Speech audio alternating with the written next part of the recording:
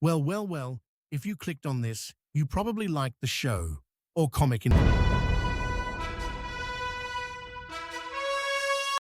If this is the case, you probably have seen the edits regarding Spoilers Robot being the next villain in Season 5, but this isn't the case. But quickie, for those who haven't watched or read Invincible and just wanted a glimpse of the story, so you're not 5-year-old me looking at the GTA shoe shop having no idea what's to come.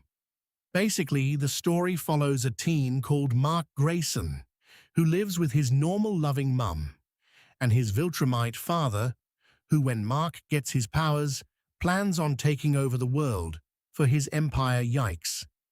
Before and after the big fight, due to their differences in perception of life, he meets a range of heroes and villains who he may have to rely on to face the Viltrum Empire.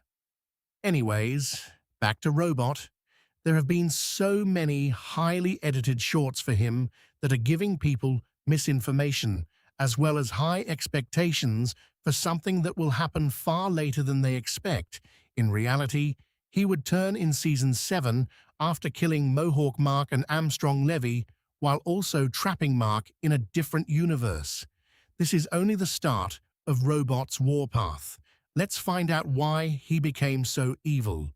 As much to everybody's surprise, Robot, whose actual name is Rudy, isn't actually a robot, but a highly deformed but genius human in a glass box full of water. As you could already guess, he is in pain almost all the time, as well as being robbed at a normal life. However, after meeting Monster Girl, who is actually in her 20s but looks 13, 14, he sees almost himself in her as they are both trapped in a disadvantaged body. This leads to him swiping his DNA from Rexplode, creating a clone that looks like him. But this isn't actually Robot, but a new person entirely. He keeps his old memories, but knows he isn't the real one, as the original one accepted his death, freeing him from his everlasting struggle. After a while, Rudy starts settling in with his body, learning how to control fear and getting closer to Monster Girl. When Rudy is able to free Monster Girl from her curse, which makes her younger every time she uses her powers, this makes them closer than ever, starting a romantic relationship. However, not everything goes to plan, because when the Flaxons invade again, Rudy and Monster Girl go into the portal just before it closes. They spend 700 years here, getting locked up, starting a new empire, perfecting the world. Rudy has never felt better. He can use his IQ for being the most efficient emperor. But for Monster Girl, it was different. She struggled to learn their language due to not being as intellectual as Rudy. This caused a big rift between them.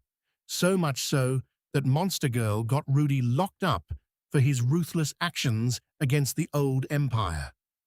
After a while, Monster Girl realizes the empire without Rudy is going to attack Earth again. This leads to another battle to take over the empire again. But during Rudy's imprisonment, Monster Girl cheated on Rudy. With too much weight on her shoulders, she confessed to him the truth. What follows is a few simple words. There's nothing here for us anymore.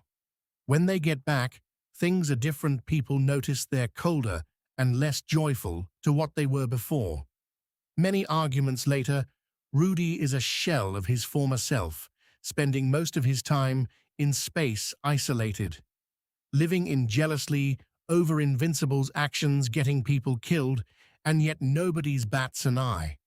Tired of the way Earth is crumbling, Robot goes berserk, trapping Mark, killing Cecil Shape Smith, as well as taking over the world.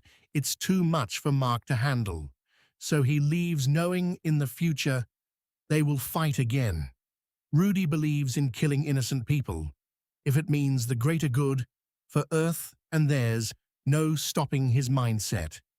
This is the end for now, but if you want more Invincible-related content, please considering liking, subbing, and click the bell. Thank you for watching Have a blessed day.